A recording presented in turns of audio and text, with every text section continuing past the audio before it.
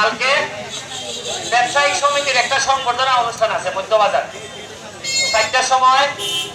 আমরা সব নেতৃবৃন্দ সোনারঘাটের নতুন যারা নেতা হয়েছি, এমপি, উপজেলা চেয়ারম্যান, ভাইস চেয়ারম্যান, সব আমরা আপনার সামনে কালকে হাজির থাকবো।